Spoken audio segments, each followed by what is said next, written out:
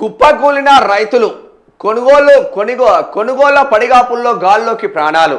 రంగారెడ్డి జిల్లా రాయ్పూర్లో నేల కొరిగిన వరి రైతు.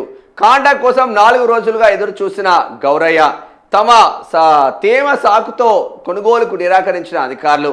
ఆరబెట్టిన వడ్లను కుప్పగా పోస్తూ అక్కడే కన్నుమూత. మానుకొండ జిల్లాలో పిడుగుపాటుకు రైతు వెంకన్న బలి. ధాన్యం కొనుగోలు కేంద్రంలోనే నెల రోజులుగా నిరీక్షణ.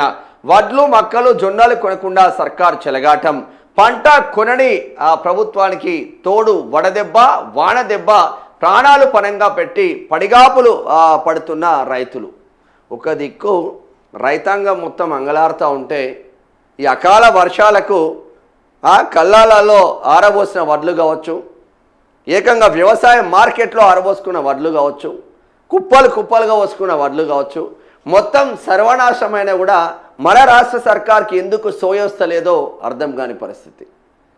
కేంద్ర సర్కారు కొర్రీలు పెట్టుడు, రాష్ట్ర సర్కారు కొనకపోవడం, తద్వారా ఏమి సాధిస్తూ ఉన్నారు అంటే రైతాంగాన్ని మాత్రం సర్వనాశనం పట్టిస్తున్నారని చెప్పుకోవచ్చు. వడ్ల కుప్పల మీద రైతన్నలు ప్రాణాలు వదులుతుంటే, మరి గాల్లోనే ప్రాణాలు పోతూ ఉంటే మన ముఖ్యమంత్రి ఏమో గాలి మోటార్లు వేసుకొని తిరగబట్టే ఢిల్లీకి ఇడికి. మరి ఏమి ఒరగబెట్టింది ఏమని ఉన్నదా అంటే ఇక అయిపోయింది, ఇక రేపే మంత్రులు తీసుకుంటున్నాం. రైతుల గురించి ఏమైనా పట్టించుకుంటున్నా అంటే వ్యవసాయ శాఖ మంత్రి ఒక ప్రెస్ మీట్ ఉండదు, రైతాంగం పరిస్థితుల పైన ప్రెస్ మీట్లు ఉండవు. ఎంత యూరియా వచ్చింది, ఎంత యూరియా లేదు, ఎన్ని వడ్లు కొన్నాం, ఎన్ని కళ్ళాలలో ఉన్నాయి, ఎన్ని మార్కెట్లలో ఉన్నాయి, ఏ లెక్కలు రావు. లెక్క పత్రాలు లేని వ్యవసాయ శాఖ మంత్రి మనకు ఉన్నాడు. వాళ్ళు కొట్టుకునేది వస్తుంది.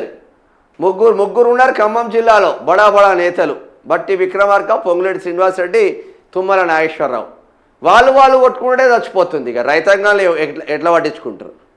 పట్టించుకునే తావుందా వాళ్ళకు? లేదు. ఇక చూడిగో సన్నాలు ఇక 8 ఎకరాలే.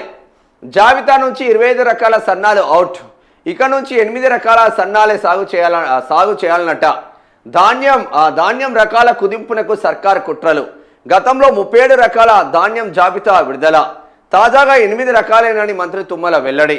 మిగతా వాటికి బోనస్ ఇస్తారా, ఎగవేస్తారా? రాష్ట్ర ప్రభుత్వం నుంచి కొరవడిన స్పష్టత. బోనస్ భారం తప్పించుకునేందుకే నిర్ణయం. సర్కారు తీరుపై రైతుల్లో అనుమానాలు వ్యక్తమవుతున్నాయి. ప్రాణాలు పోతుంటే ఉత్సవం.